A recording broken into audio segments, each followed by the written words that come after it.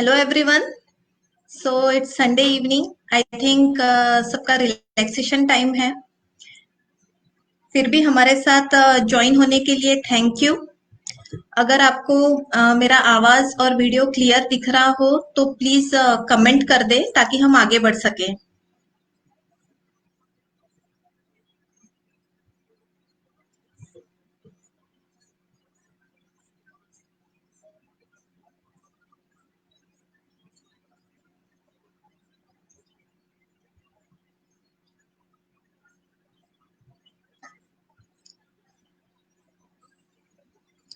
Okay fine, thank you. नमस्ते। मैं doctor Raut dental clinic से डॉक्टर राधा। जैसे हम सब जानते हैं, कल से लॉकडाउन में काफी चेंजेस होने वाले हैं और काफी बिजनेसेस भी शुरू होने वाले हैं। पर हम सब इस बात से वाकिफ है कि थिंग्स हैव चेंज्ड। सब चीजें नॉर्मल होने में कुछ समय लगने वाला है। ये बात हम जानते हैं और समझते भी है। तो ये कोरोना हमारे लाइफ का एक बहुत ही अनएक्सपेक्टेड फेज है। हम में से कितने लोग ऐसे अनिश्चित समय के लिए तैयार थे? यस या नो में आप अपने जवाब भेज सकते हैं।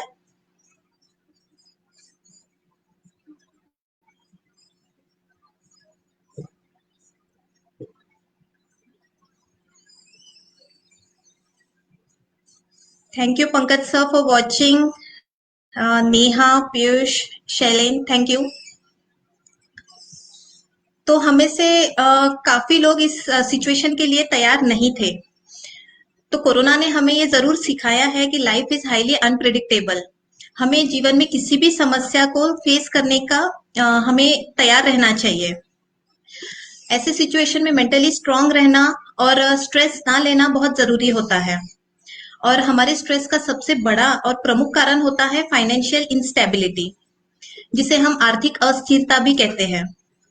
इसीलिए हमें फाइनेंशियली स्टेबल रहना चाहिए और किसी भी परिस्थिति को हैंडल करने की हमने हिम्मत रहनी चाहिए। पिछली बार केयरिंग बियॉन्ड डेंटिस्ट्री में हमने मानसिक स्वास्थ्य यानी मेंटल हेल्थ के बारे में साइकेट्रिस्ट डॉक्टर अनुजा केड़कर से बात की थी और स्ट्रेस को कैसे हैंडल करना चाहिए इस बारे में भी उन्होंने हमें काफी इंपॉर्टेंट टिप्स दिए थे। आज हम आर्थिक समस्याओं को कैसे हैंडल करना चाहिए और फाइनेंशियल फ्रीडम कैसे प्राप्त करना चाहिए, इस बारे में बात करने वाले हैं। इसके लिए हमारे साथ मौजूद है financial advisor mister Nitin Gupta. Mister Nitin Gupta prudent corporate advisory services के साथ 14 साल से इंडिपेंडेंट फाइनेंशियल एडवाइजर के तौर पर कार्यरत है और ये MDRT million dollar round table के भी मेंबर है। अगर इन्होंने कई अपने नॉलेज और एक्सपीरियंस की मदद से कई लोगों को सेविंग्स और इन्वेस्टमेंट्स का महत्व समझाया है और उन्हें फाइनेंशियली स्टेबल बनने में मदद की है और गाइड भी किया है। तो आइए आमंत्रित करते हैं मिस्टर नितिन गुप्ता जी को, जो कि आज हमें इन्वेस्टमेंट्स के बारे में काफी डिटेल में जानकारी देने वाले हैं। इन्वेस्टमेंट्स कब करने चाहिए, कहाँ करने चाहिए, कितने अमाउंट के करने चाहिए, इन सब सवालों के जवाब पाने में आज हमें गुप्ता जी हम मार्गदर्शन करने वाले हैं। वैसे आप सभी मेरे इस वाक्य से सहमत होंगे कि financial freedom is the key to happiness and peace. तो आइए आमंत्रित करते हैं गुप्ता जी को। Welcome sir. Hello everyone. Hello. हाँ जी। हाँ, वेलकम। जी आवाज आ रही है आपकी? जी ओके। Thank you ma'am. तो सबसे पहले मेरा जो सवाल है कि फाइनेंशियल फ्रीडम का मतलब क्या है? जी फाइनेंशियल फ्रीडम और फाइनेंशियल स्टेबिलिटी में कुछ फर्क होता है और अगर होता है तो वो क्या होता है? करंट डेज में जो हम लोग काम करते हैं, पैसा है, इनकम, सैलरी, उसको हम लोग फाइनेंशियल स्टेबिलिटी बोल सकते हैं। फाइनेंशियल फ्रीडम थोड़ा सा अलग होता है। फाइनेंशियल आपका फ्रीडम का मतलब है आवाज कि थोड़ा हर क्लियर टाइम नहीं है। मुझे काम नहीं करना। आपका आवाज थोड़ा क्लियर नहीं और है। फाइनेंशियल फ्रीडम, हेलो आवाज आ रही है? क्लियर नहीं है आपका आवाज। और अभी आ रही है हाँ हाँ, आवाज? बोलिए। देखिए फाइनेंशियल फ्रीडम का मतलब ये होता है कि मुझे जो काम करना है, जब करना है, जितना करना है, जहाँ करना है, वो अगर मैं अपनी मन-मर्ज़ी से कर सकता हूँ, तो उसको हम लोग बोलते हैं फाइनेंशियल फ्रीडम। बिकॉज़ आज कहीं न कहीं हर कोई परेशान है कोरोना वायरस को लेके। तो ऐसे कुछ लोग ये भी हैं जो आज कोरोना के लॉकडाउन के चक्कर में उतने ज़्यादा परेशान नहीं है बिकॉज़ उनका कहीं न कहीं इन्वेस्टमेंट सेविंग इस तरीके से करके रखा है कि उनको बहुत ज़्यादा प्रॉब्लम नहीं हो रही है। तो वो अगर अपना प्लानिंग करके रखा है, आपका सेविंग्स अगर है, तो आपको दिक्कत नहीं जाना चाहिए आई थिंक। बहुत ज़्यादा डिफरेंस नहीं है।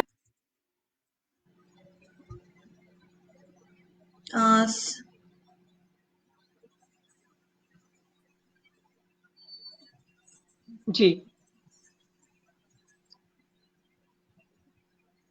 सॉरी, आप डिस्कनेक्ट हुए थे।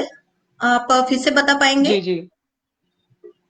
फाइनेंशियल फ्रीडम और फाइनेंशियल स्टेबिलिटी। फाइनेंशियल फ्रीडम का मतलब है कि मैं जो काम करना चाहता हूँ, जब करना चाहता हूँ, जहाँ करना चाहता हूँ, जैसे करना चाहता हूँ, वो करने की अगर मेरे पास लिबर्टी है, तो मैं उसको बोल सकता हूँ फाइनेंशियल फ्रीडम।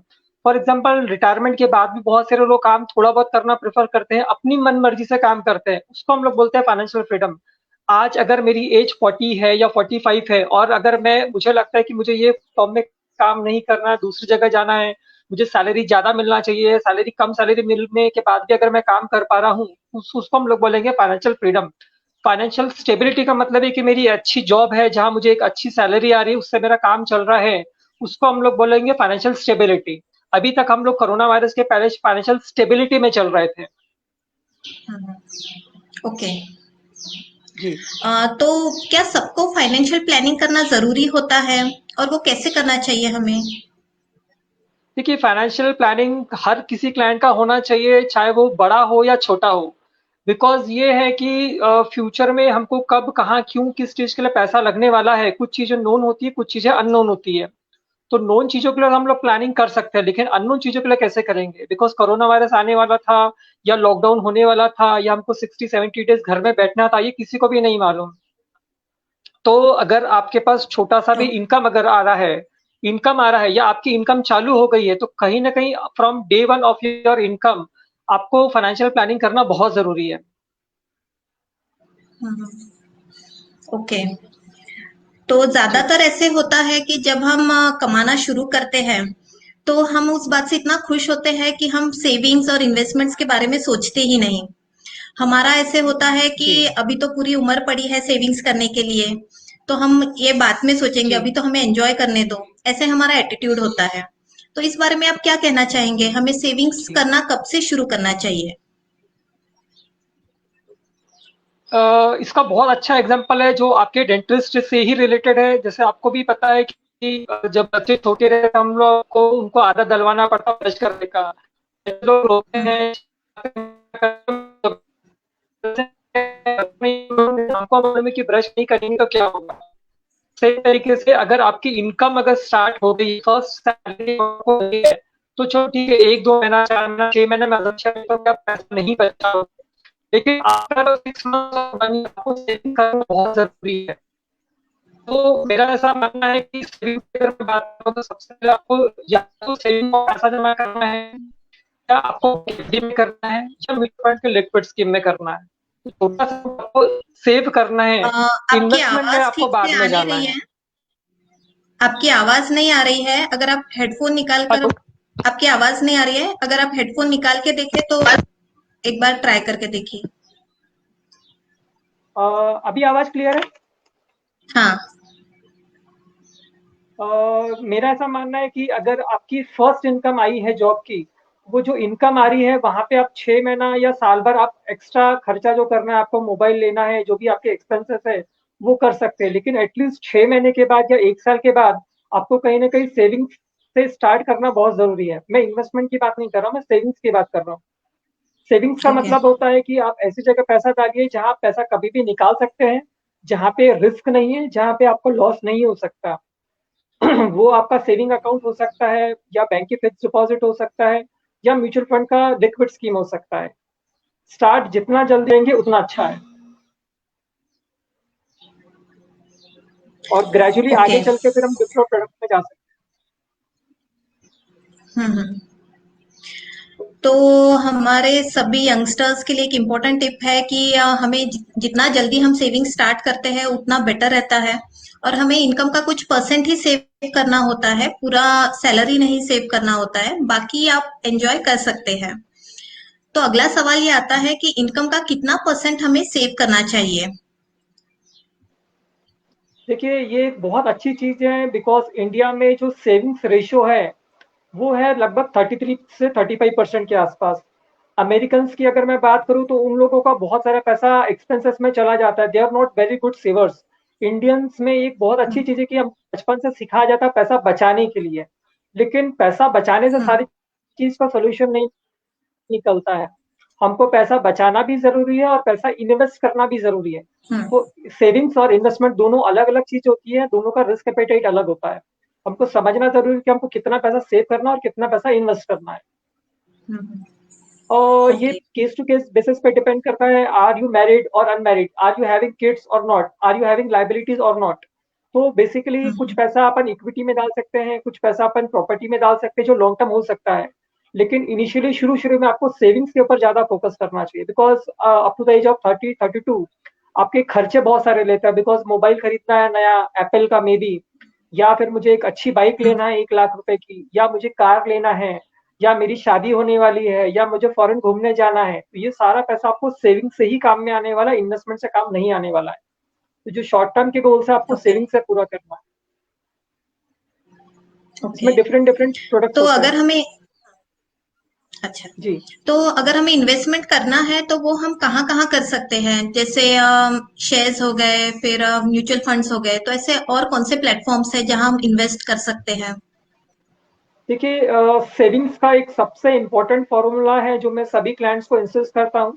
वो बेसिकली ऐसा है कि अगर आप गवर्नमेंट एम्प्लॉय हैं और अगर आपकी सैलरी वन हम्म, लाख रुपीज पर मंथ है तो 1 लाख मल्टीप्लाई बाय 3, मतलब 3 लाख रुपए आपके पास hmm, at any given point of time either saving account में या बैंक एफडी में या म्यूचुअल फंड की लिक्विड स्कीम में होना चाहिए।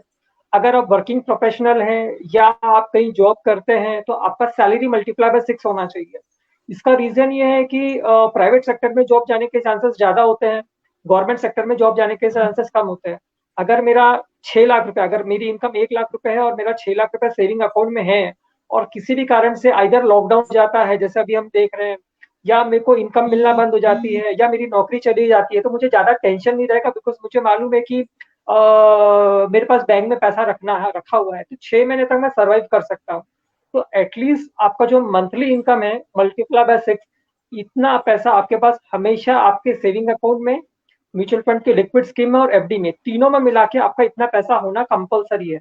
ये पैसा अगर आपके पास रखा है और कोई बड़े खर्चे आपके पास फ्यूचर में नहीं है, शॉर्ट टर्म में 2 3 महीने, 4 महीना, 6 महीना में, उसके बाद आप इन्वेस्टमेंट्स के लिए जा सकते हैं। जो अभी ओके। आपने क्वेश्चन पूछा कि कौन से हमारे प्रोडक्ट्स हो सकते हैं, तो पहले मैं स्टार्ट करना चाहूंगा, हम्म, सेविंग अकाउंट सभी के पास है लेकिन एक सबसे बड़ा मेजर मैं डिफरेंस बताना चाहूंगा कि आज जितने भी लोग हैं मैक्सिमम क्लाइंट्स के आइदर अकाउंट एचडीएफसी बैंक में है, या एक्सिस बैंक में है, या आईसीसी बैंक में है, या एसबीआई में है, या पीएनबी में, एक्स्ट्रा एक्स्ट्रा।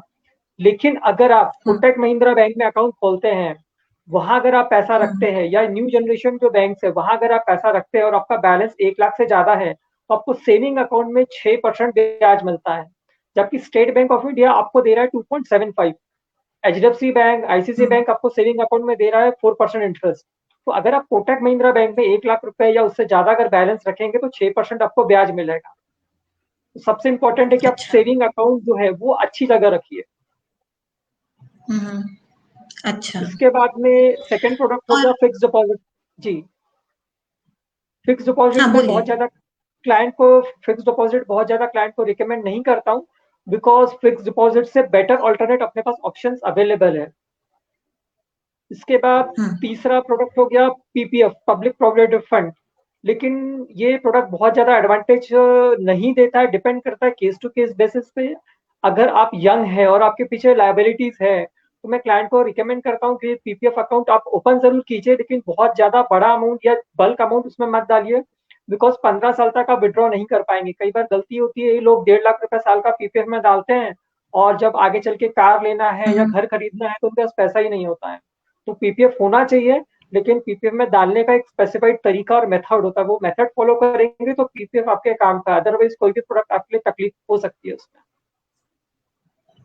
ओके, तो पीपीएफ में हम कितने साल बाद पैसे निकाल सकते हैं और हमें कितना अमाउंट डालना चाहिए?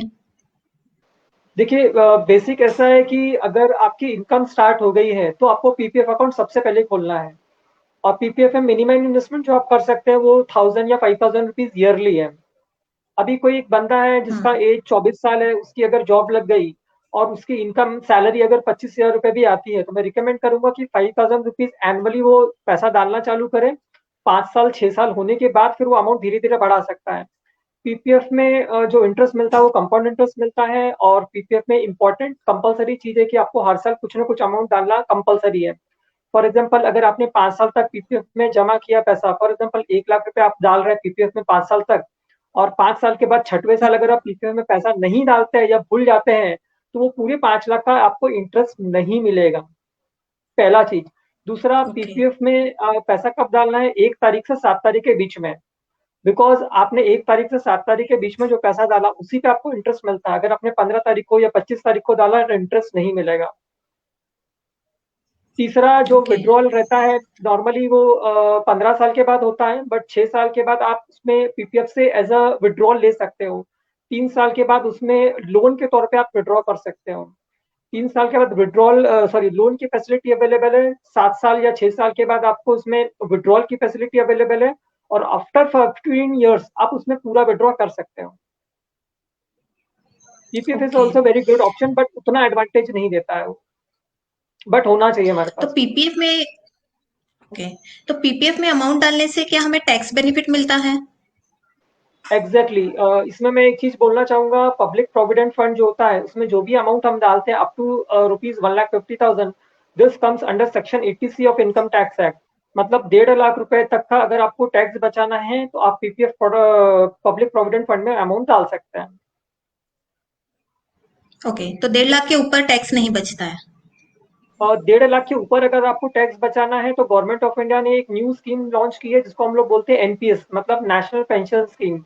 वहां पे मैक्सिमम जो हमको टैक्स बचता है इंडिविजुअल के लिए दैट इज 50,000। मतलब हमने 1.5 लाख रुपए पीपीएफ में डाल दिया, 50,000 हमने नेशनल पेंशन स्कीम में डाल दिया, तो 2 लाख रुपए का ये हो गया। इसके अलावा मेडिक्लेम जो होता है उसमें भी खुद के लिए प्लस पेरेंट्स के लिए अलग स्लैब दिया हुआ है। इसके अलावा अगर आपका हाउसिंग लोन चल रहा है तो उसमें इंटरेस्ट और प्रिंसिपल का भी बेनिफिट मिल जाता है। ओके, तो नेशनल पेंशन स्कीम अगर हमें ज्वाइन करना है तो आप थोड़ा प्रोसीजर बता पाएंगे? देखिए सब फर्स्ट ऑफ ऑल कि अगर आपकी लायबिलिटीज, मतलब आपका मैरिज हो चुका है, if you are having kids, आपके पीछे बहुत ज्यादा हाउसिंग लोन नहीं है, तो ही मैं रिकमेंड करूंगा कि आप एनपीएस में जाइए। बिकॉज एनपीएस में सबसे बड़ा ड्रॉबैक ये है कि पूरी लाइफ टाइम में आप सिर्फ 2 बार ही पैसा विड्रॉ कर सकते हैं। तो अगर आपने पैसा डाल दिया और आपको जरूरत पड़ रही है पैसे की तो आप विड्रॉ नहीं कर पाएंगे, पहला कंडीशन। दूसरा कंडीशन, आफ्टर ओके। 60 आपको वहां पे ऑप्शन हम्म। मिलता है कि आपका अमाउंट जो भी जमा हुआ है उसमें से आप 65% मैक्सिमम विड्रॉ कर सकते हैं। उसके बाद 35% पे अच्छा। कंपलसरी पेंशन आपको लेना पड़ेगा किसी भी 6 लाइफ इंश्योरेंस कंपनीज से, जिसमें एलआईसी है, कोटक है, रिलायंस है। ये इंश्योरेंस कंपनी पे आप जाके एन्युटी सेल कर देंगे और वहां से आपको पेंशन मिलना चालू होगा। एनपीएस चालू करने के लिए कुछ फॉर्मेलिटीज होती है, जस्ट लाइक बैंक में केवाईसी होती है। आपका अगर फंड बाजार अकाउंट ओपन किया है तो हम लोग हम्म। National pension scheme open online भी कर सकते हैं। और इसमें कंपलसरी है कि आपका आधार कार्ड में मोबाइल नंबर लिंक होना चाहिए। अगर वो नहीं है तो सारा प्रोसीजर हमको मैन्युअली करना पड़ेगा। National pension okay. स्कीम थोड़ा सा एक कॉम्प्लिकेटेड प्रोडक्ट है, इतना इजी नहीं है समझने के लिए। बट आई थिंक अगर आपका इस 30-35 हो चुका है और आपकी इनकम, ये इंपॉर्टेंट है, आपकी इनकम अगर 10 लाख से ज्यादा है तो आई रिकमेंड कि आप नेशनल पेंशन स्कीम में जाइए। उससे आपको लॉन्ग टर्म में एडवांटेज मिलेगा, बिकॉज कुछ ना कुछ हमको फ्यूचर के लिए प्लान करके चलना है।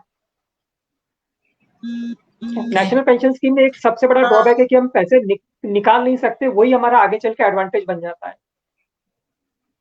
अच्छा। हमें एक सवाल आया है डॉक्टर नीलेश का। कोटक जी ने इंटरेस्ट रेट कम किया है, अभी 6% नहीं है। जी। इसके लिए आपके पास ऑप्शन अवेलेबल ओके। है। आप बंधन बैंक में जा सकते हैं, उत्कर्ष बैंक में जा सकते हैं, उज्जीवन स्मॉल फाइनेंस बैंक में जा सकते हैं। These are either small finance bank और माइक्रो फाइनेंस बैंक, ये आपको इंटरेस्ट ज्यादा देती है, और अगर आप यहाँ से लोन लेते हैं तो भी आपको ब्याज ज्यादा लगेगा। आज अगर मुझे अच्छी सर्विस चाहिए तो मैं कहाँ पर जाऊंगा, स्टेट बैंक में कि एचडीएफसी बैंक में? डेफिनेटली एचडीएफसी बैंक में। अगर मुझे सेफ्टी चाहिए तो मैं कहाँ पे जाऊंगा, स्टेट बैंक में। मुझे अगर लोन लेना तो मैं जाऊंगा एचडीएफसी में। ये एक डिफरेंस होता है। सर्विस अच्छी चाहिए तो आपको डेफिनेटली प्राइवेट में जाना पड़ेगा। उसी के रिलेटेड एक सवाल आया है कि जी। प्राइवेट बैंक्स के सेफ्टी के बारे में आप क्या कहना चाहेंगे? कि वहाँ देखिए हम मैं अमाउंट तो डाल देंगे जी पर सेफ्टी का क्या जी रहे? जी इसमें मैं एक एग्जांपल देना चाहूंगा। ब्रिटिशर्स जो अंग्रेज हैं उन्होंने हमको एक बहुत अच्छा चीज सिखा के गई है, जिसको हम लोग बोलते हैं डिवाइड एंड रूल। अगर आपके पास 1 लाख रुपए है तो आप वो 2 बैंक या 3 बैंक में रख सकते हैं। अगर एक बैंक डूब भी जाती है तो भी 2 बैंक में सेफ है। दूसरा, ये आरबीआई के एक्ट में लिखा हुआ है, स्टेट बैंक ऑफ इंडिया भी डूब सकती है, वहां पे गारंटी नहीं है। यहाँ पे मैं एक पॉइंट बोलना चाहूंगा। आपका जो फाइनेंशियल सेफ्टी है वो सबसे ज्यादा अगर कहीं अवेलेबल है वो तो है पब्लिक प्रोविडेंट फंड। वहां पे आपका पैसा, प्रिंसिपल और इंटरेस्ट दोनों सेफ रहता है। सेकंड प्रोडक्ट है life insurance. Life insurance policies जो होती है उसमें जो आपका प्रीमियम हम जमा करते हैं, उसमें आपका सम अश्योर्ड, जो हम in case of death sum assured, और आपको बोनसेस मिल रहा है, दोनों अश्योर्ड होता है। लेकिन जितना ज्यादा आप सेफ्टी में जाओगे आपको इंटरेस्ट रेट कम मिलेगा। और तीसरा और सबसे इंपॉर्टेंट प्रोडक्ट है जो आज यंग जनरेशन नहीं जाते, वो पोस्ट ऑफिस है। पोस्ट ऑफिस के जितने भी प्रोडक्ट्स अवेलेबल है सारे अश्योर्ड है। बैंक में डेफिनेटली रिस्क, ऐसा कहीं पर भी नहीं लिखा है कि बैंक, स्टेट बैंक नहीं डूब सकता। आज स्टेट बैंक के पीछे इतना सारा कर्जा है कि अगर वो मैं दिखाने जाऊं तो आपको लगेगा यार ये तो कब डूब जाएगी, भरोसा नहीं। लेकिन स्टेट बैंक में सबसे बड़ी खास बात यह है कि वहां पे आरबीआई का बैकिंग है, इसलिए अगर बहुत तकलीफ आते भी है तो भी स्टेट बैंक ऑफ इंडिया नहीं डूबेगा। लेकिन गवर्नमेंट बैंक की हालत क्या है ये सभी को पता है, नया चीज नहीं है ये। अब सिंपल है, पैसा डिवाइड एंड रूल वाला जो कॉन्सेप्ट है, 3-4 जगह रखेंगे प्रॉब्लम नहीं जाएगा। ओके। तो अगला सवाल ये है कि शुरुआत में ऐसे होता है कि हमारा इनकम काफी कम होता है या मोस्ट ऑफ जी द इनकम हमारा बिजनेस सेटल करने में या फैमिली सेटल करने में खर्च हो जाता है। तो ऐसे जी समय में हमें इन्वेस्टमेंट की शुरुआत कहाँ से करनी चाहिए? देखिए कौन से हमने प्लेटफॉर्म से? स्कूल हमने स्कूल में पढ़ा है कि एक चीज होती है जिसको बोलते हैं कंपाउंड इंटरेस्ट, चक्रवृद्धि ब्याज। हम्म। अगर आज मैंने 100 रुपए हम्म। इन्वेस्ट किया तो 100 रुपए पे मुझे जो 6 रुपए ब्याज आ रहा है, अगले साल मुझे 106 रुपए पे ब्याज आएगा। ठीक है। तो इससे कोई फर्क नहीं हम्म। पड़ता कि आपकी इनकम कितनी है या आपकी एज कितनी है, सबसे इंपॉर्टेंट फैक्टर जो होता है वो होता है कंपाउंड इंटरेस्ट। तो आज मैं एग्जांपल लेके हम्म। चल रहा हूँ कि कोई व्यक्ति है जो मतलब छोटा सा, जिसका 10,000 रुपीज पर मंथ का इनकम है, वो अगर अफोर्ड करता है कि 1,000 रुपीज सेव कर सके, बिकॉज जिसकी 10,000 रुपए इनकम है उसके लिए 1,000 रुपए बचाना भी डिफिकल्ट होता है। वो अगर 1,000 रुपए सेव हम्म। कर लेता है एवरी मंथ, और वो पैसा अगर जमा करता है हम्म। 20 ईयर्स तक, मतलब 1,000 rupees per month multiply by 12, मतलब 12,000 रुपए आपका साल का हो गया। 12,000 rupees annually hmm. Multiply by 20 years, मतलब 2,40,000 हो गया। अगर वो 2,40,000 रुपए 20 साल में जमा करता है तो उसका जमा हो रहा 2,40,000। और एट द रेट ऑफ 20%, ये अजम्पशन है 20% आएगा या नहीं आएगा, 20% अगर आता है तो उसका मेच्योरिटी अमाउंट होता है 24 लाख रुपए। तो जो इंसान आज 1,000 रुपए जमा कर रहा है, अगर वो 1,000 रुपए 20 साल तक जमा करता है, उसको लगभग 24 लाख मिल सकता है। अगर 24 लाख नहीं भी मिला, 15% भी रिटर्न आया, तो 18 से 20 लाख रुपए तो आराम से मिल जाएगा उसको। तो इम्पोर्टेंट ये है कि आप पैसा बढ़ाने के लिए समय कितना देते हैं, इम्पोर्टेंट ये नहीं कि आप पैसा कितना डाल रहे हैं। हाँ, अगर आपको लग रहा है कि आज हमने 1,000 से चालू किया और मैं आज इन्वेस्टमेंट धीरे धीरे बढ़ा सकता हूँ, तो gradually you should try to invest more and more as possible. ऐसे कोई स्पेसिफिक आइडियल फॉर्मूला है कि हमारे इनकम का कितना परसेंट हमें आइडियली सेव करना चाहिए, कि जितना पॉसिबल है उतना करना चाहिए? एक फॉर्मूला सबसे इम्पोर्टेंट है जो हम लोग उल्टा मैनेज करते हैं। आपकी जो इनकम आ रही है, income minus your hmm. Investment, जो अमाउंट बचता है वो हमको सेव करना है। ठीक है। लोग उल्टा करते हैं, इनकम आ गई अगर मुझे 1 लाख रुपए, उसमें से मैं 90,000 खर्चा कर दूंगा और बचा हुआ 10,000 मैं सेव करूंगा। मेरा बोलना उल्टा है। हम्म। आपको अगर 1 लाख रुपए इनकम आ रही तो पहले कितना पैसा आपको फ्यूचर के लिए बचाना है, वो पैसा बचाइए। बचाने के बाद जो पैसा बचता है उसको आप खर्चा कीजिए। फॉर्मूला को थोड़ा सा चेंज करना है। और आप शायद यकीन नहीं मानेंगे, मैं बहुत सारी इंटरनेशनल वेबसाइट्स और बाकी सारी चीजें पढ़ता रहता हूँ, इंडिया के बाहर का भी। तो मैं इसमें टिपिकल एग्जांपल देना चाहूंगा। बहुत सारे ऐसे लोग हैं यूएस में जिनका 35, 38, 40, 45 एज है, और they have taken their retirement. ऐसे भी लोग हैं ओके। जो अपना सैलरी का 60-70% तक पैसा बचाने में क्षमता रखते हैं, 60-70%। तो अगर आपको 1 लाख रुपए आ हम्म। रहा है और अगर आप 70,000 रुपये बचा लेते हैं और 70,000 रुपये को प्रॉपरली इन्वेस्ट कर देते हैं, तो आप सिंपल कैलकुलेट करके देखिए 70,000 रुपीज अगर आप प्रॉपरली इन्वेस्ट कर रहे हैं, इधर प्रॉपर्टी में, रेंटल इनकम में, या म्यूचुअल फंड में, या शेयर मार्केट में, तो वो आने वाले 5 साल 10 साल में कितना पैसा बढ़ जाएगा। जरूरी नहीं कि आपको बहुत सारा पैसा बचाना है, फर्क ये पड़ता है कि आप उसको कैसे हम्म। इन्वेस्ट करें, वो इम्पोर्टेंट। ओके। ओके। तो जैसे इन्वेस्टमेंट्स के और भी प्लेटफॉर्म्स है, जैसे गोल्ड खरीद सकते हैं, शेयर मार्केट है, तो जी उसके बारे में आपका क्या कहना है? कब कौन से लेवल पे हमें वहां पे इन्वेस्ट करना चाहिए, देखिए, या आज तक मैंने प्रॉपर्टी एक है? कॉल जी, मैंने आज तक बहुत सारे क्लाइंट से एक सवाल पूछा है कि कभी आपको गोल्ड में लॉस हुआ है? तो उनका आंसर होता है नो, हमको लॉस कभी नहीं हुआ। दूसरा मेरा सवाल रहता है कि मुझे हम्म। बताइए सोच के कि आखिरी बार आपने गोल्ड सेल कब किया, बेचा कब है? तो वो सोचने लग जाते हैं कि मैंने कब बेचा, उनको याद ही नहीं आता। तो मेरा क्वेश्चन ये है, जो चीज़ आप कभी बेचते नहीं हो, उसमें लॉस कैसे हम्म। हो सकता है? आज 2020 में आपने गोल्ड खरीदा, फिर 2024 में आप हम्म। गोल्ड खरीदोगे, 2030 में गोल्ड खरीदोगे, 2035 में गोल्ड खरीदोगे, 2040 में गोल्ड खरीदोगे। अब 2040 में अगर आप बेचने जाओगे तो 20 साल पुराना रेट तो आएगा नहीं, ठीक है, गोल्ड का हम्म। रेट गिरेगा नहीं, धीरे धीरे इन्फ्लेशन के हिसाब से बढ़ता रहेगा। लेकिन प्रॉब्लम क्या है कि गोल्ड को as a hedge against inflation लेके चलना है। गोल्ड एक ऐसा प्रोडक्ट होना चाहिए जो आपको बुरे वक्त में आपके काम में आए। गोल्ड को एज अ इन्वेस्टमेंट लेके नहीं चलना है। बिकॉज इन वर्ल्ड की अगर मैं बात करूं तो इंडिया और चाइना दो ही ऐसे कंट्री है जहाँ पे हम लोग बहुत ज्यादा गोल्ड में इन्वेस्ट करते हैं। जो पढ़े लिखे मिच्योर्ड कंट्रीज है, अमेरिका, यूरोप, जापान, ऑस्ट्रेलिया, यहाँ पर किसी को आपने देखा है कि वो बहुत बड़े ज्वेलरी पहन के या अंगूठी पहन के कहीं जा रहे हैं? डेफिनेटली वहाँ की बैंक इन्वेस्ट करती है गोल्ड में, लेकिन वो एक लिमिटेड क्वांटिटी करती है। गोल्ड परचेज करने से हमारा इन्फ्लेशन को हेज मिलता है, लेकिन उससे फायदा कुछ भी नहीं। हाँ, ये कि महंगाई 6% से बढ़ रही तो मेरा पैसा 7% से बढ़ रहा, बस इतना, इससे ज्यादा नहीं। और आजकल आपको भी पता है कि शादी ब्याह में हम जो देख रहे हैं मैरिजेस में, और जो यंग कपल्स है या लोग हैं, वो धीरे धीरे गोल्ड की तरफ उनका झुकाव कम होता जा रहा है, which is very good sign. Gold होना चाहिए, थोड़ा सा हम्म। होना चाहिए, ज्यादा नहीं होना चाहिए। अच्छा। एक और तो पॉइंट आप बोलना चाहूंगा, म्यूचुअल हम लोग फंड्स के। मैम एक चीज बोलना चाहूंगा, हम लोग बोलते हैं बुरे वक्त में गोल्ड काम में आता है। मुझे बताइए आज नागपुर में कौन सी सोने चांदी की दुकान चालू है जहाँ पे आप जाके गोल्ड बेच सकते हैं? सारी दुकानें बंद सही है, तो बात है। गोल्ड बेच कर उनको पैसा मिलेगा नहीं। दूसरा, अगर गोल्ड में इन्वेस्ट करना है तो जो मोदी जी ने या गवर्नमेंट ने लॉन्च करी है इलेक्ट्रॉनिक प्लेटफॉर्म, आप आइदर ईटीएफ के थ्रू डालिए, एक्सचेंज ट्रेडेड फंड, या म्यूचुअल फंड में भी गोल्ड की स्कीम्स अवेलेबल है, वहां पे आप डालेंगे तो आप आपको बेचना है तो कभी भी बेच के पैसा आप निकाल सकते हैं। प्रॉफिट सेम मिलेगा, लेकिन आपको संभाल के रखने की जरूरत नहीं। वो एक सबसे बड़ा डिफरेंस है उसमें। ओके। तो आप हमें म्यूचुअल फंड्स के बारे में थोड़ा डिटेल में बता पाएंगे, जैसे लमसम और एसआईपी क्या होता है और कौन सा बेटर होता है? Short term, long term investment क्या होता है म्यूचुअल फंड्स में? तो उसके बारे में थोड़ा हमें डिटेल में बता पाएंगे? डेफिनेटली, इसके पहले मैं एक और इम्पोर्टेंट प्रोडक्ट के बारे में बताना चाहूंगा जिसको हम लोग बोलते हैं प्रॉपर्टी या रियलिटी। प्रॉपर्टी में हम्म। इन्वेस्टमेंट डेफिनेटली करना चाहिए, लेकिन हमको ये समझना जरूरी कि प्रॉपर्टी में पैसा कहाँ बढ़ता है। अगर आपको हम्म। प्रॉपर्टी इन्वेस्टमेंट करना है तो ऑप्शंस अवेलेबल है, एग्रीकल्चर लैंड, ओपन लैंड, आप हम्म। खाली जमीन लीजिए, वहां पर आपका पैसा बढ़ेगा। आप खेती लीजिए, खेती में आपका पैसा बढ़ेगा। और खेती अगर लेते हैं और बेचते हैं प्रॉफिट में तो उसमें टैक्सेशन का भी फायदा है आपको। ओपन अगर लैंड लेंगे तो ओके। ज्यादा फायदा होगा। कमर्शियल स्पेस लेंगे हम्म। तो थोड़ा सा ज्यादा फायदा हो सकता है।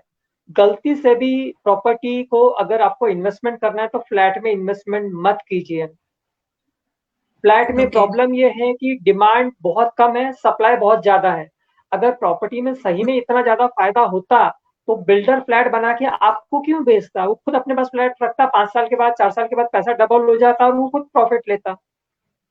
फ्लैट को हम्म। एज अ इन्वेस्टमेंट बोल के चलना, that is a wrong decision. अगर आपके पास पैसा है, आप एग्रीकल्चर लैंड लीजिए, ओपन प्लॉट लीजिए, और एक ट्रेंड और आज की तारीख में चल रहा है, दैट इज कमर्शियल प्रॉपर्टी। आज बिग बाजार जहाँ पे है वहां पे उसके बाजू में अगर आपका शॉप है और शॉप का आप रेंट पे उठाते हैं, 70-75 हजार, 1 लाख रुपए का रेंट तो आपको आराम से मिल जाएगा। इसलिए हम्म। प्रॉपर्टी में भी इन्वेस्टमेंट होना चाहिए, लेकिन राइट तरीके से, राइट मेथड्स। ओके। इसके बाद जो तो आपने म्यूचुअल फंड। बोला, जी, वही हम्म, म्यूचुअल फंड पे आ रहा हूँ। देखिए, इन्वेस्टमेंट वर्ड का मतलब, दो चीज में डेफिनेशन क्लियर कर देता हूँ। इन्वेस्टमेंट वर्ड का मतलब होता है लॉन्ग टर्म, पहला कंडीशन। हम्म, जहां लॉन्ग टर्म है उसी को हम लोग हम्म, इन्वेस्टमेंट बोलेंगे।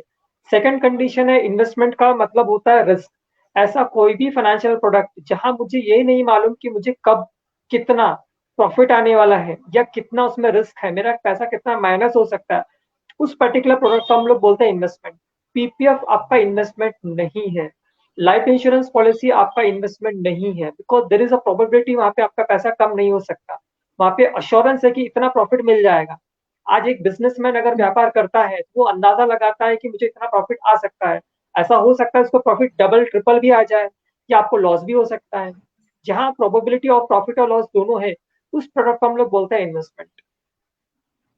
ओके, इसमें थोड़ा सा हम डिटेल में जाएंगे। म्यूचुअल फंड एक बहुत बढ़िया प्रोडक्ट है, और कुछ लोग इस कंसेप्शन में कि एसआईपी डालने से ज्यादा बेनिफिट होता है, ऐसा नहीं है। एसआईपी का लॉन्ग फॉर्म है सिस्टमेटिक इन्वेस्टमेंट प्लान। इसको हम लोग स्लीप इन पीस भी बोलते हैं, कि पैसा डाल के या एसआईपी चालू करके लॉन्ग टर्म के लिए छोड़ दीजिए। एसआईपी में ये होता है कि आपका जो इन्वेस्टमेंट हो रहा है वो टुकड़ों में हो रहा है, छोटा छोटा हो रहा है।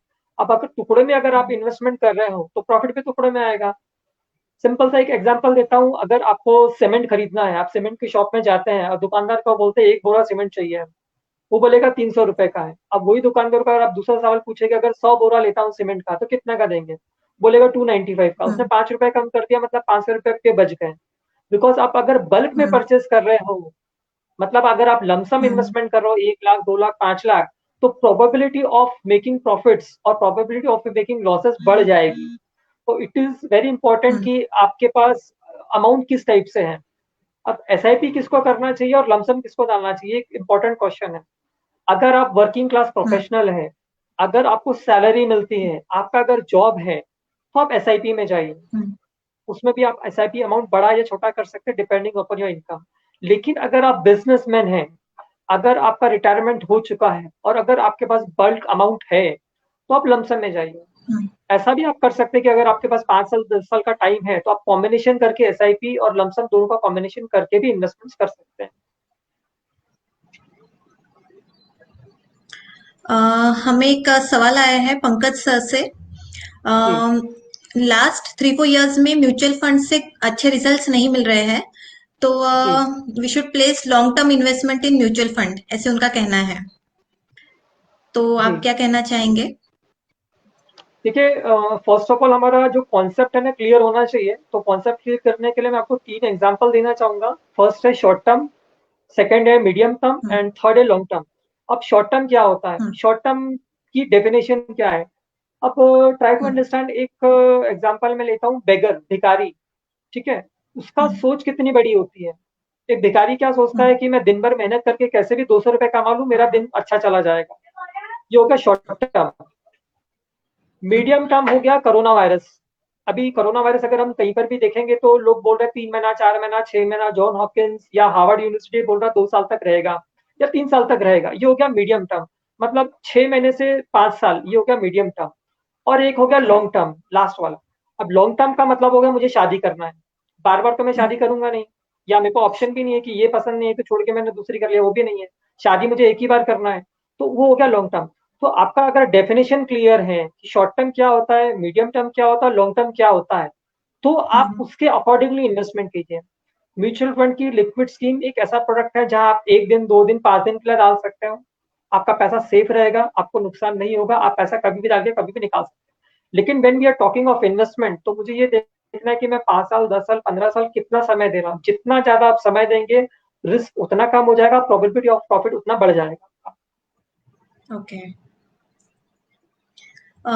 और भी किसी के सवाल होंगे तो आप जी कमेंट बॉक्स में भेज सकते हैं।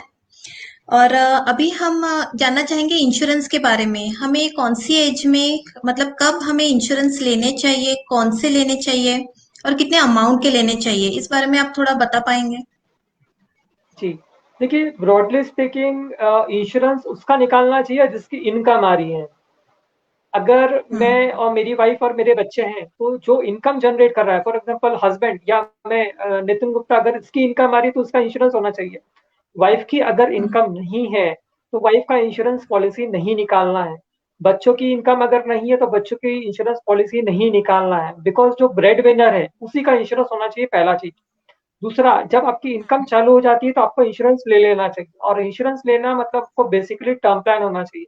आई एम नॉट सेइंग कि आपको कन्वेंशनल प्लान या ट्रेडिशनल प्लान में नहीं जाना है, लेकिन अगर आपको 4% 5% प्रॉफिट चलता है तो आप हम्म कन्वेंशनल प्लान में जा सकते हो। अदरवाइज जो अभी ट्रेंड चल रहा है पिछले 4 5 7 7 साल से, दैट इज टर्म प्लान। आपका जो इनकम आ रहा है उसके अकॉर्डिंगली आप कैलकुलेट करके टर्म प्लान में डेफिनेटली जा सकते हैं। इसमें मैं कमेंट नहीं करूंगा हम्म कि एलआईसी खराब है या एलआईसी अच्छा है या प्राइवेट खराब है, वो आपकी अंडरस्टैंडिंग पे, because majority of young generation are going for private, जबकि 40 45 के ऊपर वाले जो वो एलआईसी आज भी प्रेफर कर रहे हैं। यंग जनरेशन प्राइवेट की तरफ ज्यादा उनका झुकाव आज के तरीके। But term plan definitely clients का होना चाहिए। ओके। जी और मेडिकल पॉलिसीज होते हैं, और कोई इंश्योरेंस पॉलिसीज होते हैं, तो वो हमें मतलब कब लेने चाहिए या क्या लेना जरूरी है? जी जी। कई लोगों को ऐसा कहना पड़ता है कि मुझे मेरी कंपनी से मेडिक्लेम पॉलिसी मिलती है, मेडिक्लेम का एडवांटेज मिलता है, दैट इज फाइन। बट कई बार ऐसा होता है कि जो हॉस्पिटल से उनका टाई अप है वहां पे हम ट्रीटमेंट नहीं करवा पा रहे हैं, या मैंने एक कंपनी को स्विच कर दिया, बिकॉज आज यंग जनरेशन में एक बहुत बड़ी चीज है कि वो 6 महीना 2 साल 3 साल बाद कंपनी चेंज कर देते हैं। तो जो नई कंपनी में जा रहे हैं वहां पे इंश्योरेंस है या नहीं है मुझे नहीं मालूम, या जिस कंपनी में मैं जॉब करता हूँ वहां पे जो कंपनी का पॉलिसी लिया हुआ है वो 1 साल का कॉन्ट्रैक्ट होता है, 1 साल के बाद वो नया कंपनी आ गया, नया हॉस्पिटल, प्रॉब्लम हो सकता है। तो यंग जनरेशन जिसका 30 35 के आसपास एज है उनको मैं रिकमेंड करता हूँ कि 3 से 5 लाख का आपका इंश्योरेंस कवर होना चाहिए। ऐसा नहीं कि आप सिर्फ कंपनी के ऊपर डिपेंडेंट रहे, खुद का आपका छोटा सा एक इंश्योरेंस कवर होना चाहिए। दूसरा पार्ट, 35 से अगर आपकी ऊपर उम्र जारी है तो कहीं ना कहीं आपको खुद का इंश्योरेंस नहीं लिया तो वो आपका एक पॉइंट रहेगा जहाँ पे आप सोच सकते हैं कि आपको खुद का मेडिक्लेम होना चाहिए, और थोड़ा सा एक 5 लाख से 10 लाख की रेंज का होना चाहिए। उसमें भी डिपेंड करता है कि आपका फैमिली लाइफ स्टाइल कैसा है, आपकी इनकम कितनी है, और आपके कौन से सिटी में रहते हैं। बिकॉज अगर मैं एक छोटे से सिटी में हूँ, नागपुर में हूँ, और अगर मैं ट्रीटमेंट जाके अगर बॉम्बे में कराऊंगा तो मेरा इंश्योरेंस कवर जो है बाय डिफॉल्ट कम हो जाएगा, ये बहुत सारे लोगों को नहीं मालूम। बिकॉज नागपुर का जो ओके। प्रीमियम है, जो मैं इंश्योरेंस प्रीमियम भरता हूँ, that is not compatible with Bombay premium. Because Bombay में अगर मैं 5 लाख का इंश्योरेंस लूंगा और नागपुर में अगर इंश्योरेंस लूंगा 5 लाख का, तो मेरा नागपुर में जो प्रीमियम भर रहा हूँ वो कम आएगा, बिकॉज नागपुर के हम्म हॉस्पिटल के जो चार्जेस है वो कम रहेंगे, बॉम्बे के हॉस्पिटल के चार्जेस ज्यादा रहेंगे। तो जब मैं नागपुर से अगर ओके। माइग्रेट होकर बॉम्बे शिफ्ट कर जाता हूँ, बॉम्बे में ट्रीटमेंट करा रहा हूँ, तो मेरा सम एश्योर्ड कम हो जाएगा या मुझे प्रीमियम ज्यादा देना पड़ेगा या एक्स्ट्रा अमाउंट भरना पड़ेगा, ये बहुत सारे लोगों को आज भी नहीं मालूम। तो डेफिनेटली हम्म मेडिक्लेम होना चाहिए। और अगर आपका 45 के ऊपर अगर एज जा रहा है तो डेफिनेटली आप इंश्योरेंस में जाइए, मेडिक्लेम में, बिकॉज एक बार अगर आपके हेल्थ में अगर प्रॉब्लम आ गया और उसके बाद अगर आप जाके बोलते हो मेडिक्लेम कंपनी को कि मुझे मेडिक्लेम पॉलिसी लेना है, तो कंपनी नहीं देगी। Mediclaim okay. पॉलिसी या टर्म प्लान उन्हीं को मिलता है जिसका हेल्थ अच्छा है। जिसका हेल्थ खराब है वो तो वैसे ही बीमार पड़ने वाला है, तो कंपनी रिस्क थोड़ा ना लेगी उस पर। और दूसरा ओके। ये, आप अगर स्मोकिंग करते हैं, अगर आप ड्रिंक करते हैं, तो ये सारी चीजें आपको फॉर्म पे डालना जरूरी है, whether it is term plan या मेडिक्लेम। बिकॉज अगर मुझे बीपी डायबिटीज है और मैं अगर नहीं बताता हूँ और आगे चल के क्लेम आता है, तो चाहे वो एलआईसी हो या गवर्नमेंट को क्लेम नहीं मिलेगा। मैं आपको एक टिपिकल एग्जांपल बताता हूँ। आज से 3 साल पहले का एग्जांपल है। हम्म हरिद्वार के पास एक एक्सीडेंट हुआ था जहाँ एक 22 साल का यंग बच्चा टू व्हीलर चला रहा था। उसका एक्सीडेंट हुआ, पुलिस में जाके सब कंप्लेंट एफआईआर सब कुछ हो गया। उसके बाद उसके हम्म फैमिली मेंबर्स ने एलआईसी में क्लेम डाला कि मेरे बेटे का एक्सीडेंट हो गया और उससे एक्सीडेंटल डेथ हो गई। उसने सारे डॉक्यूमेंट सबमिट कर दिया और एलआईसी ने उनका क्लेम डिनाई कर दिया। एलआईसी ने 5 लाख रुपए का छोटा सा अमाउंट नहीं दिया। रीजन क्या था? वो हम्म 22 साल के बच्चे के पास गाड़ी चलाने के लिए ड्राइविंग लाइसेंस नहीं था। ओके। अगर गवर्नमेंट ऑफ इंडिया ने आपको ड्राइविंग लाइसेंस नहीं दिया है, that is means you are not authorise to drive. ये हो गया 3 4 साल पुरानी बात। आगे पता, आज बोल सकता है अगर ये आपकी मंथ आवाज में कट रही है। अभी आ रही है आवाज? हाँ। हाँ, बोलिए। अ, अभी मई मंथ में या अप्रैल मंथ में अगर किसी का एक्सीडेंट हुआ होगा, और whether it is two wheeler या फोर व्हीलर, तो जब वो क्लेम करने जाएंगे, जनरल इंश्योरेंस, कार का इंश्योरेंस या टू व्हीलर इंश्योरेंस या लाइफ इंश्योरेंस, किसी की अगर डेथ हुई है कार चलाने या टू व्हीलर चलाने से, तो लाइफ इंश्योरेंस कंपनी वो क्लेम को डिनाई कर देगा, बिकॉज आपके पास परमिशन नहीं है घर से बाहर निकलने का। जब गवर्नमेंट ऑफ इंडिया ने सारी चीजें बंद करके रखा है, बैन करके रखा है, और आपके पास पुलिस का पास नहीं है घर से बाहर जाने के लिए, फिर भी आप घर से बाहर गए, आपने गाड़ी चलाई, आपका एक्सीडेंट हुआ, आपकी अगर डेथ होती है, तो वो जो लाइफ इंश्योरेंस कंपनी है, they are not liable to pay. इससे बहुत ओके। सारी टर्म्स कंडीशंस होती है जो लोगों को मालूम नहीं होती। ओके। तो हमें और कुछ क्वेश्चंस आए हैं। मिस्टर जी संतोष चौहान का क्वेश्चन है कि जी उन्होंने कोई वेबिनार सुना है स्ट्रक्चर्ड प्रोडक्ट्स के बारे में, तो इसके जी। बारे में आप थोड़ा डिटेल में बता पाएंगे? देखिए, इसमें एक चीज मैं बोलना चाहूंगा, म्यूचुअल फंड जो है वो उन लोगों के लिए होता है जिसकी इनकम, मैं नागपुर से कंपेयर करूं, जिसकी इनकम 5 लाख से 10 लाख है। अगर आपकी इनकम 10 लाख से ज्यादा है तो म्यूचुअल फंड आपके काम का प्रोडक्ट नहीं है। म्यूचुअल फंड आपको 15 to 20% प्रॉफिट दे सकता है। अगर आपका टाइमिंग और बाकी सारे फेवर में है तो आपको 25% का प्रॉफिट आ सकता है। लेकिन अगर आपका इनकम ज्यादा है, आप अगर ज्यादा रिस्क ले सकते हैं, इनकम ज्यादा है रिस्क ज्यादा ले सकते हैं, मतलब आपकी इनकम अगर 10 लाख रुपए पर मंथ से ज्यादा है, और अगर आपने 1 करोड़ रुपए इन्वेस्ट किया, 1 करोड़ इन्वेस्ट करने के बाद अगर आपको 60 लाख रुपीज वापस आ रहा है, मतलब 40 लाख का लॉस हो गया। अगर आप 40 लाख रुपए घाटा झेलने की कैपेसिटी रखते हैं, तो आई रिकमेंड आपको म्यूचुअल फंड में पैसा नहीं डालना है। जो संतोष सर ने अभी बोला है, स्ट्रक्चर्ड प्रोडक्ट, उसमें जाना चाहिए। स्ट्रक्चर्ड प्रोडक्ट में काफी सारी चीजें होती है, डेरिवेटिव्स होता है, इसके बाद F&O होता है। सबसे इंपॉर्टेंट चीज इसमें मैं नाम लेना चाहूंगा PMS का, that is portfolio management services. Mutual fund के बहुत सारे ड्रॉबैक्स है, PMS के बहुत सारे एडवांटेजेस है। PMS जो होता है उसको हम लोग बोलते हैं पोर्टफोलियो मैनेजर सर्विसेज। जो चालू होता है, minimum starting amount is 50 lakh rupees, 50 lakh से चालू होता है। उसमें दो प्रकार के होते हैं, एक स्ट्रक्चर्ड और एक नॉन स्ट्रक्चर्ड, या डिस्क्रिशनरी या नॉन डिस्क्रिशनरी। म्यूचुअल फंड में आप फंड मैनेजर को बोल नहीं सकते कि मुझे स्टेट बैंक पसंद नहीं है या इन्फोसिस मुझे पसंद नहीं, आप मत खरीदो। लेकिन PMS में आपके पास परमिशन होता है, आपके पास अथॉरिटी होती है, आप फंड मैनेजर को बोल सकते हैं मुझे स्टेट बैंक पसंद नहीं है, या ये रेट में आप मत खरीदो। इसके बाद में एक और प्रोडक्ट होता है AIF, अल्टरनेटिव इन्वेस्टमेंट व्हीकल या अल्टरनेटिव इन्वेस्टमेंट फंड, जो स्टार्ट होता है 1 करोड़ रुपए से। हम लोग जो सुनते हैं कि लोगों ने लाखों करोड़ों कमाया, वो म्यूचुअल फंड के थ्रू इतना पैसा जनरेट नहीं होता है, या शेयर मार्केट के थ्रू जनरेट नहीं होता है। उसके लिए आपको स्ट्रक्चर्ड प्रोडक्ट में ही जाना पड़ेगा, और वो थोड़ा सा कॉम्प्लिकेटेड प्रोडक्ट है, उसके लिए आपको बहुत ज्यादा इंफॉर्मेशन होना चाहिए।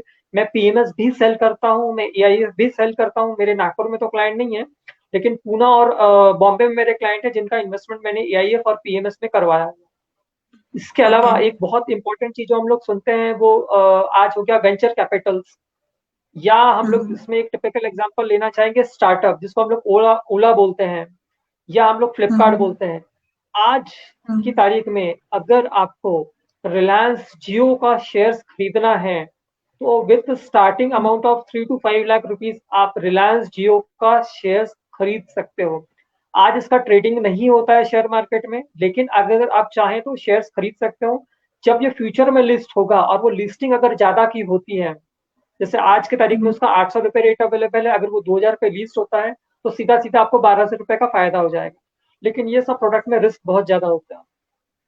डेफिनेटली जो संतोष सर ने पूछा, तो ये कॉन्सेप्ट बहुत इंपॉर्टेंट है, और मैं चाहता हूँ कि लोगों को एटलीस्ट मालूम हो कि क्या होता है। बिकॉज 25, 30, 50 लाख रुपीज ये बहुत बड़ा अमाउंट नहीं है जो मेट्रो सिटीज है उन लोगों के लिए। वहां पे लोगों का investment mutual fund stock market में भी बढ़ा आता है, और काफी एक्टिवली लोग PMS और AIF में पैसा डालते हैं। इसके अलावा डेरिवेटिव्स, शेयर मार्केट में F&O, और एक और चीज मैं ये भी बताना चाहूंगा, एक फॉरेक्स करके भी मार्केट होता है। आपने कभी सुना नहीं होगा कि एक दिन में क्लाइंट का पैसा डबल हुआ। मैं बात कर रहा हूँ एक दिन में, वो हो सकता है ओके। सिर्फ फॉरेक्स के। बट आप सोच के देखिए, अगर एक दिन में पैसा डबल हो रहा है, तो ऐसा भी हो सकता है कि आज आपने 1 लाख रुपए इन्वेस्ट किया, और शाम को 6 बजे आपका नितिन गुप्ता का फोन आता है कि मैम आपने 1 लाख रुपए सवेरे डाला था 11 बजे, अभी शाम का 6 बज रहा है, आपका 1 लाख रुपए का 99,000 लॉस हो गया, सिर्फ 1000 रुपए बचा है, क्या करना है? डिपेंड कि आपका रिस्क कितना बड़ा है, उसके हिसाब से बहुत सारे प्रोडक्ट्स अवेलेबल है मार्केट्स में। ओके। और एक क्वेश्चन है मिस्टर अंकितेश का कि जी। इक्विटी इन्वेस्टमेंट्स का फ्यूचर हम कहाँ देखते हैं इस कोरोना टाइम्स में, कोविड टाइम्स में?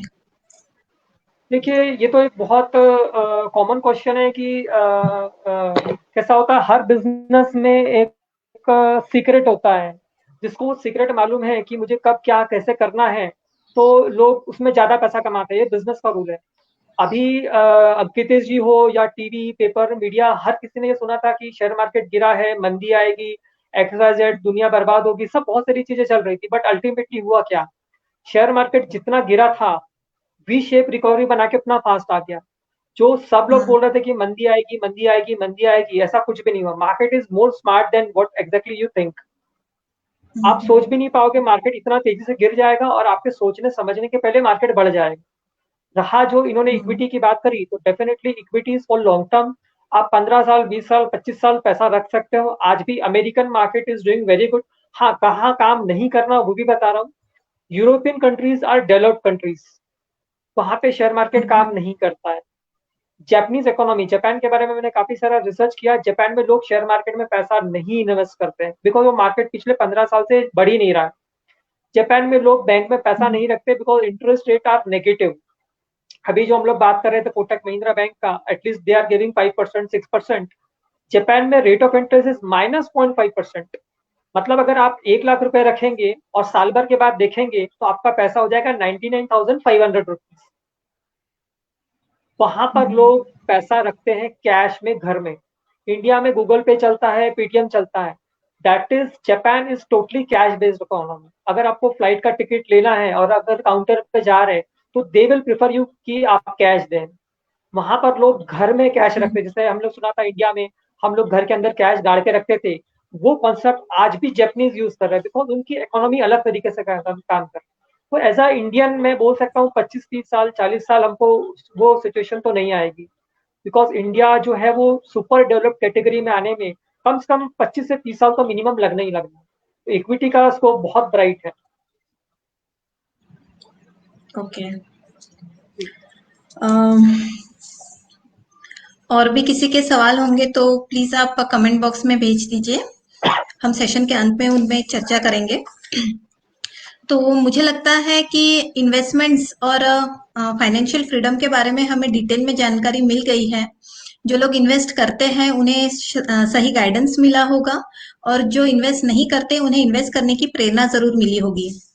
तो जैसे हम सब जानते हैं बूंद बूंद से घट भरता है, ऐसा ही कुछ इन्वेस्टमेंट्स का है। थोड़ा थोड़ा करके हम इजीली अपना फ्यूचर सिक्योर कर सकते हैं। तो थैंक यू गुप्ता जी, हमें गाइड करने के लिए और इम्पोर्टेंट टिप्स देने के लिए। और वेलकम। आखिर में मैं ये कहना चाहूंगी कि फाइनेंशियल फ्रीडम ये कोई ख्वाब नहीं है, ये एक जिम्मेदारी है, जिसे अगर हम सही प्लान करें तो हम इजीली अपना फ्यूचर सिक्योर कर सकते हैं। अगर आपको ये सेशन यूजफुल लगा हो तो प्लीज लाइक और कमेंट कर दे। और एक क्वेश्चन हमारा रह गया है जो हमें श्रीजीत से आया था कि उन्होंने रिसेंटली, मतलब किसी ने अगर रिसेंटली जॉब छोड़ा है और बिजनेस में गए हैं, और कोरोना की वजह से अभी बिजनेसेस काफी मतलब ड्रॉबैक तो आया है, तो ऐसे सिचुएशन में उन्हें कैसे हैंडल करना चाहिए, लोन कैसा रिपे करना चाहिए, कहाँ इन्वेस्ट करना चाहिए, क्या करना चाहिए? देखिए, कोरोना का जो इनका जो इन्होंने क्वेश्चन पूछा, बहुत अच्छा क्वेश्चन है। बट मैं चाहूंगा कि जब भी हम कोई बड़ा काम करते हैं, मतलब हम लोग सर्विस क्लास से अगर बिजनेस क्लास में जा रहे हैं, तो सबसे पहले मुझे मेरा बैकअप प्लान होना बहुत जरूरी है। एटलीस्ट अगर इन्होंने 6 महीने का अगर सेविंग्स करके रखा है, तो उनको खाने की तो तकलीफ नहीं आएगी। खाना पीना राशन इनका बराबर चलता रहेगा। रहा बिजनेस का, तो कोरोना वायरस हम्म। इनके कॉम्पिटिटर्स के लिए भी आया है, इनके लिए भी आया है। अब ये कैसे इसको पॉजिटिव वे में लेके चलते हैं, वो इम्पोर्टेंट है। आज मैं अगर शॉप लेके हम्म। बैठा हूँ, तो मेरी शॉप तो ओपन होगी नहीं, लेकिन डेफिनेटली मैं सैनिटाइजर बेच सकता हूँ, मैं मास्क बेच सकता हूँ, हम्म। मैं ऐसा कोई काम कर सकता हूँ जिससे मेरे क्लाइंट्स को बेनिफिट हो रहा है, एडवांटेज हो रहा है। और हम्म। ये करंट जो सिचुएशन है जहाँ पे लोगों को तकलीफ है, इसको एज अ अपॉर्चुनिटी अगर मैं लेके चलता हूँ, वो ढूंढना पड़ेगा कि आप कौन से बिजनेस में हैं, आपका साइकोलॉजी कैसा है, आपका बैकग्राउंड कैसा है, आपका क्लाइंटल बेस कैसा है। वो बहुत सारे पैरामीटर्स रहते हैं। ये जो करंट सिचुएशन है, ये एज अ अपॉर्चुनिटी अगर मैं लेके चलता हूँ, तो मुझे डेफिनेटली फायदा होने हम्म, वाला है।